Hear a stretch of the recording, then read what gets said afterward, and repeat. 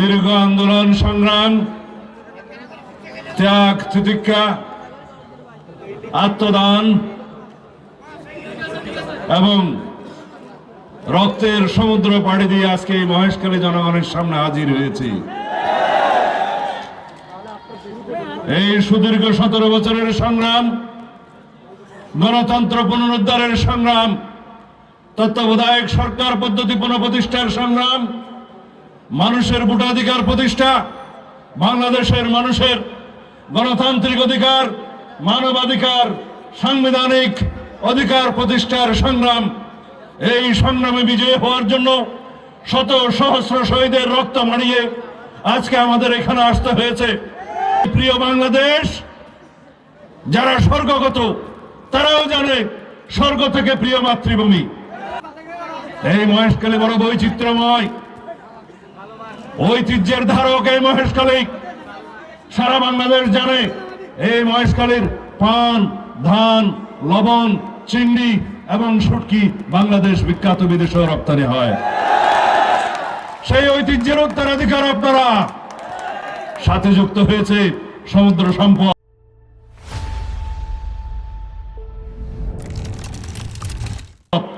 Blue economy.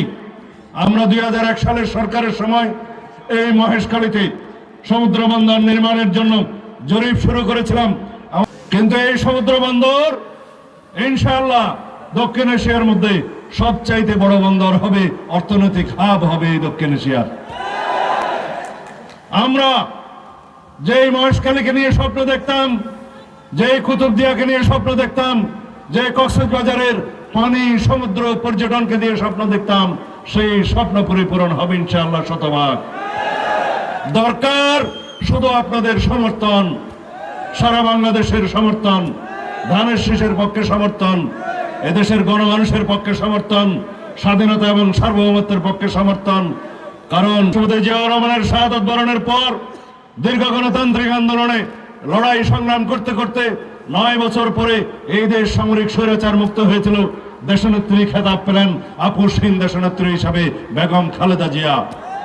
তিনি আজকে অমর হয়ে গিয়েছেন। জীবনে বেঁচে থাকতে শহীদ জিয়া এবং বেগম খালেদা জিয়া, দুটো নাম, দুটো জীবন, পৃথিবীর মধ্যে সর্বোচ্চ সম্মানিত জীবন যাপন করেছেন এবং মৃত্যুর পরে সর্বোচ্চ সম্মান নিয়ে এই দেশের মানুষের কাছ থেকে বিদায় নিয়েছেন। দেশনেত্রী বেগম খালেদা জিয়া আজকে আমাদের মাঝে নেই, কিন্তু সারা বাংলাদেশের সকল মানুষের অন্তরে দেশনেত্রী বেগম খালেদা জিয়া আছে।